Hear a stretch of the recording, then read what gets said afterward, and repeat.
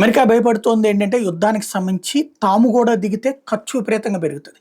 ఇప్పుడున్నటువంటి అమెరికన్ లెక్క ప్రకారం 10 ఏళ్ల క్రితం దాకా పరిస్థితి ఓకే గానీ, ఇప్పుడు చేయి దాటిపోయింది. బైడెన్ నాశనం చేశాడు. ట్రంప్ ఇప్పుడు ఏం చేయాలో అర్థం కాక తలబట్టుకుంటున్నటువంటి పరిస్థితి. ట్రంప్ ఉన్నప్పుడు కూడా దెబ్బతిన్నదే అప్పుడు గతంలో. ఇప్పుడు అమెరికా అప్పు వాళ్ళ సంవత్సర జీడీపీతో పోలిస్తే 132% ఎక్కువ ఉంది జీడీపీ కంటే కూడా.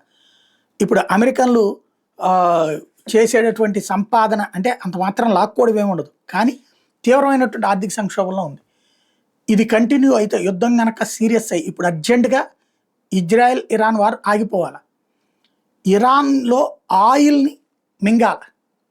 ఇక్కడ వీళ్ళ భయం ఏంటంటే ఇరాన్ ఓడిపోయే పరిస్థితి వస్తే, కొమైని దెబ్బతినే పరిస్థితి వస్తే తన దేశంలో ఉన్నటువంటి ఆయిల్ స్థావరాలు తనే నాశనం చేసేస్తాడు, తద్వారా తమకు అందనీయకుండా చేస్తాడని భయపడుతోంది. ఎందుకంటే ఇరాక్లో చూశారు వీళ్ళు, ఇరాన్ సహకారంతో అసలు ఆ రోజున ఇరాన్ ఇరాక్ మీద యుద్ధానికి ఎందుకు వెళ్ళింది, కువైట్ని అడ్డుపెట్టి వెళ్ళింది. కానీ అక్కడ ఆయిల్ నిక్షేపాల మీద కన్నుతోనే అమెరికా ఆ రోజున అడుగుపెట్టింది. ఇరాన్ని వాడుకుంది. ఇరాన్ కూడా ఇరాక్లోని ఆయిల్ నిక్షేపాల కోసమని చేసింది. తీరా చూస్తే అది అమెరికా చేతిలోకి వెళ్ళిపోయింది. అదే అమెరికన్ ఆర్థిక వ్యవస్థ ఉన్నతలో కీలకమైంది. ఇప్పుడు ఇరాన్లోని ఆయిల్ నొక్కేయాలనుకుంటుంది. ఇజ్రాయెల్ యుద్ధం చేసి ఇరాన్ని ఓడిస్తే ఆయిల్ అమెరికా ఒడిసిపట్టి ప్రపంచంలో తన ఆర్థిక సంక్షోభాన్ని ముగించుకోవాలనుకుంటుంది. తన జీడిపి అప్పు లోటుని పూర్తి చేసుకోవాలనుకుంటుంది.